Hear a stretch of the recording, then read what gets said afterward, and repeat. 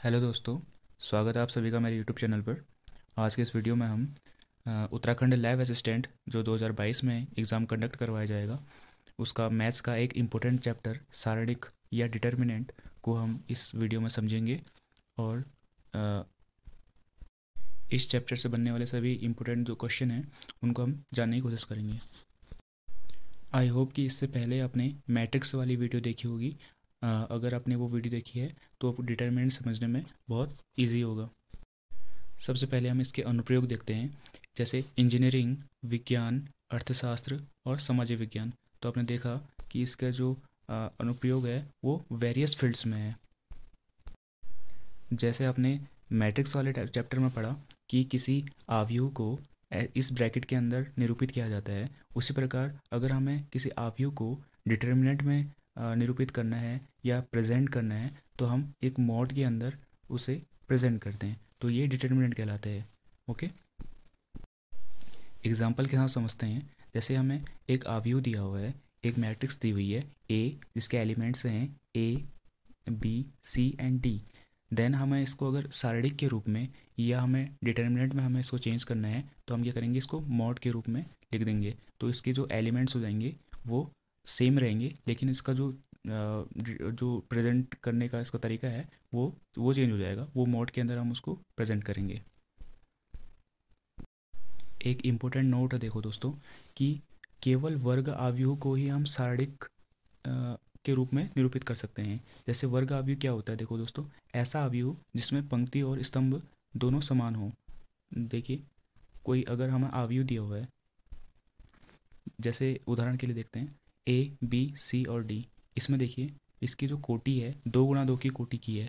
और उसी प्रकार ये देखिए ए, बी, सी, डी, ई, एफ, जी, एच, आई, इसकी जो कोटि है 3 गुणा 3 की है। तो ऐसे आव्यूह या ऐसे डिटर्मिनेंट जिनमें पंक्ति और स्तंभ की संख्या सेम होती है वे वर्ग आव्यूह कहलाते हैं, और उन्हीं को हम डिटर्मिनेंट में चेंज कर सकते हैं। ओके, तो आइए आगे हम समझते हैं कि आव्यूहों का सारणिक में रूपांतरण कैसे किया जाता है। माना कोई हमें आव्यूह दिया हुआ है, उसकी कोटि 1 गुणा 1 की है, तो हम समझ सकते हैं कि उसके उसमें केवल एक रो एंड एक कॉलम है। तो जो उसकी जो वैल्यू होगी, डिटर्मिनेंट की वैल्यू होगी, वो जो ए की वैल्यू होगी वही उसकी वैल्यू होगी। ओके, नेक्स्ट देखते हैं द्वितीय कोटि की आव्यूह का जो आव्यूह का जो हमें सारणिक निकालना है वो कैसे निकालेंगे। माना हमें 2 × 2 की एक मैट्रिक्स दी हुई है। जैसे इसके एलिमेंट्स हैं A11, A12, A13 and A12। अगर हमें इसको एक हमें सारणिक के रूप में चेंज करना है तो हम क्या करेंगे, इसके जो डायगोनल्स हैं, देखो A11, A22, ये इसको हम मल्टीपल करेंगे। और वैसे ही A22, A21 और A12 को हम अगर मल्टीप्लाई करके माइनस कर देंगे तो इसकी वैल्यू जो होगी हमको हमको सारणिक की वैल्यू इसमें निकल आएगी। देखिए एग्जाम्पल के साथ समझते हैं। जैसे हमें एग्जाम्पल दिया हुआ है, एक हमें मैट्रिक्स दी हुई है, इसको हमने सारणिक के रूप में लिखा हुआ है। देखिए 2, 4, -1 और 2 इसके एलिमेंट्स हैं, तो हमें इसकी वैल्यू निकालनी है। तो हम कैसे निकालेंगे इसकी वैल्यू। देखिए इसमें हमने डायगोनल्स 2 × 2 को हमने मल्टीपल किया। वैसे ही अगला डायगोनल क्या है, 4 × 1। इसको हमने अगर मल्टीपल करके इसको हमने माइनस किया तो इसकी वैल्यू क्या हो जाएगी, 2 × 2 -1 × 4। तो 4 + 4 8 हो जाएगा, इसकी राइट वैल्यू 8 हो जाएगी।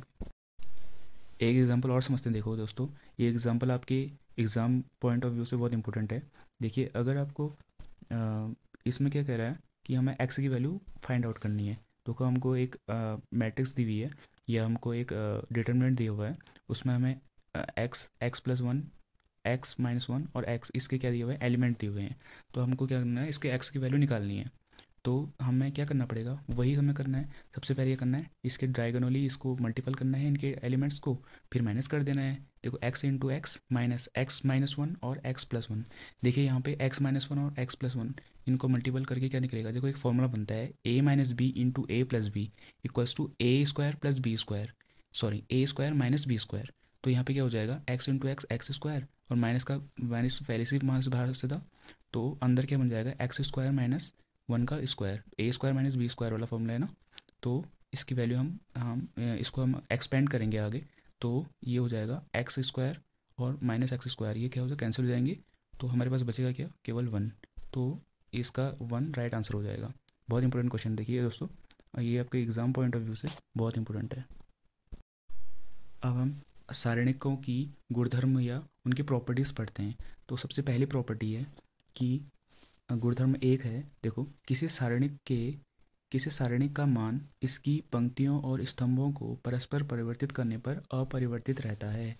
तो क्या कहना चाह रहे हैं हमसे क्वेश्चन में, देखो, माना कोई डिटर्मिनेंट ए है, उसमें पंक्ति कौन सी है, देखो, A1 A2 और A3, ये पंक्ति, ये R1 है, ये क्या है C1, ये कॉलम होती हैं, और ये ऐसे ये रो है और ये नीचे को कॉलम है, ठीक है। तो इसमें तीन कॉलम और तीन क्या है, इसमें तीन कॉलम और तीन रो हैं। तो हमसे कह रहा है कि अगर यदि हम रो एंड कॉलम को परस्पर बदल दें, मीन्स A1 A2 A3 को अगर हम कॉलम बना दें और B1 B2 B3 को हम फिर से फिर इस रो को हम कॉलम बना दें, और C1 C2 C3 को भी हम अगर कॉलम में चेंज कर दें, तो कह रहा है कि इसकी वैल्यू जो है वो चेंज नहीं होगी। आइए समझते हैं कैसे। जैसे RI आईवी पंक्ति है और CI आईवा स्तंभ है, तब पंक्ति तथा स्तंभ को परस्पर अगर बदल दिया जाए तो हमें संकेतक में CI, ये हम ऐसे ऐसे रिप्रेजेंट करते हैं इसको, CI रिप्लेस्ड बाई RI। तो देखिए उदाहरण देखिए आगे, देखो A1, पहले देखिए A1 था B1 था C1 था, उसको हमने क्या कर दिया, देखिए आप देख सकते हैं यहाँ पे, ये जो A1 B1 C1 है वो क्या बन गई, कॉलम बन गया A1 B1 C1। ओके, आप उसी प्रकार देख सकते हैं A2 B2 C2, ये देख रहे हैं A2 B2 C2, ये क्या बन गया, कॉलम बन गया A2 B2 C2। वैसे ही अगर हम तीसरा देख रहे हैं A3 B3 C3, ये कॉलम बना दिया इन्होंने A3 B3 C3। तो ये इस मैट्रिक्स की प्रॉपर्टी है, यदि इसके एलिमेंट्स को, रो और कॉलम्स को आपस में बदल दिया जाए तो इसकी जो प्रॉपर्टी है वो सेम रहती है। वो पहली जो उसमें जो प्लस माइनस थे वो कभी चेंज नहीं होते हैं, उसकी वैल्यू सेम टू सेम रहती है। दूसरी प्रॉपर्टी देखते हैं कि किसी सारणी की किन्हीं दो पंक्ति या स्तंभ को परस्पर बदल दिया जाए तो सारणी का चिन्ह परिवर्तित हो जाता है। इसमें देखो दोस्तों हमने क्या किया, देखो R1 is replaced by R3। देखो R1 क्या है, R1 इसमें क्या है, ये वाली रो है A1 A2 A3, और R3 क्या है, C1 C2 C3। हमने इनको इंटरचेंज कर दिया, तो देखिए C1 C2 C3 और यहाँ नीचे A1 A2 A3, तो क्या हो जाएगा, इसका जो वैल्यू है वो माइनस हो जाएगी। इसमें जो चेंजेस आएंगे उसकी वैल्यू क्या हो जाएगी, नेगेटिव टर्म्स में चेंज हो जाएगा। तो दूसरी प्रॉपर्टी ये कहती है कि किसी भी मैट्रिक्स में या किसी भी डिटर्मिनेंट में अगर यदि हम रो या कॉलम्स को आपस में इंटरचेंज करें तो उसकी वैल्यू जो होती है वो नेगेटिव हो जाती है।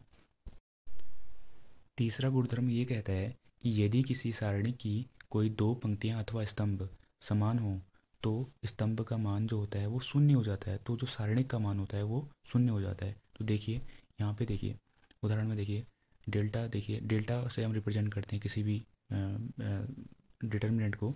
तो यहाँ पे देख सकते हैं आप, इसकी जो वैल्यू है R1, देखिए R1 क्या है, 3 2 3 इसके एलिमेंट्स हैं, और वैसे R3 के एलिमेंट्स क्या हैं, 3 2 3।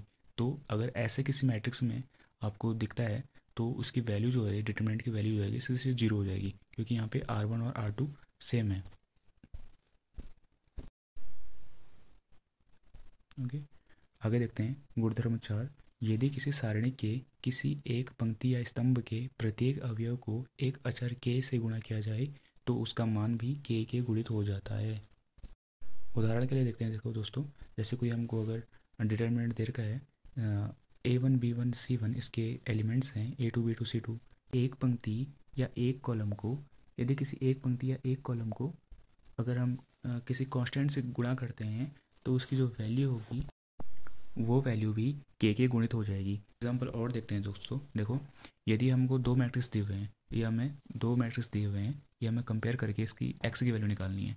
यहाँ पे देखो कैसे निकालेंगे इसको हम, ये देखो इस मैट्रिक्स, ये 2 2 × 2 का मैट्रिक्स है, तो हमें पता है कैसे सॉल्व किया जाता है, इनके डायगोनल्स को मल्टीपल करके माइनस किया जाता है। वैसे ही यहाँ डायगोनल्स को मल्टीपल करके इसका माइनस किया जाएगा। तो देखो क्या हो जाएगा, यहाँ पर 3 × 1 -x × x, और यहाँ की जो वैल्यू है, जो RHS की वैल्यू है वो 3 × 1 -4 × 2।